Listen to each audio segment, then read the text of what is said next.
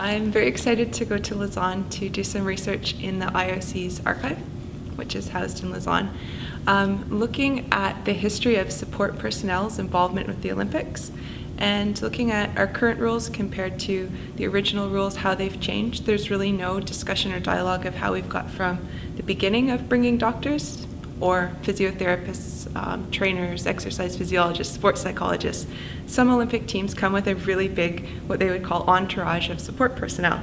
So looking at the idea of, is this fair in the spirit of what the IOC refers to as Olympism, the philosophy of the Olympic Games, which tries to set apart the Olympics as something different than each sport's world championships, to say that there's something more about the Olympics.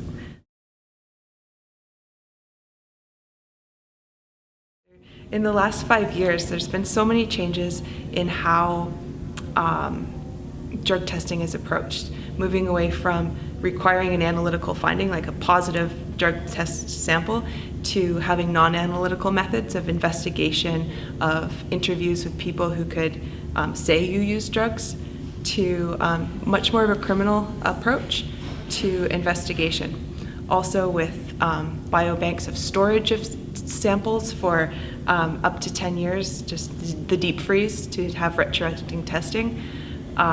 There's just been a lot of changes that there hasn't been a lot of analysis from WADA's part or from the sport federations who sign on to the World Anti-Doping Code of how this affects their athletes' rights.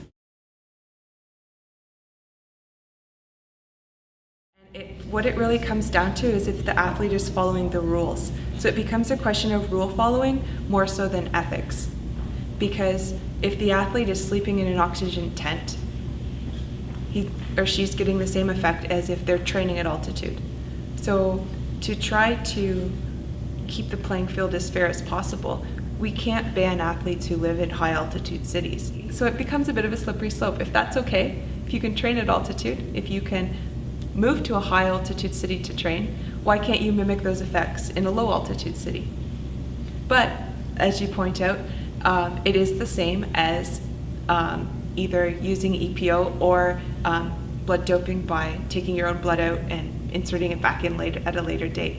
All four mechanisms function to reduce or to increase your hematocrit and have more red blood cells circulating through your body. So that's a very fine line.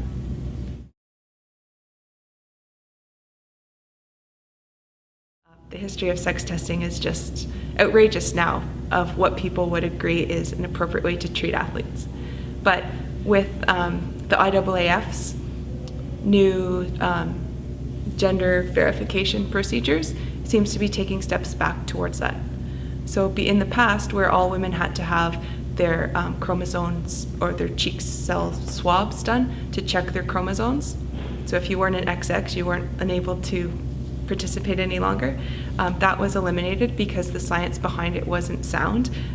There's such a spectrum of chromosome patterns possible, like XXY, XXXY, that the presence of that Y chromosome does not make a person a male. If it's an XY, most of the time it does, but it's not. There are just many variations. So that test was eliminated. And there was a huge human rights aspect behind eliminating it too, saying that women shouldn't have to prove that they're women.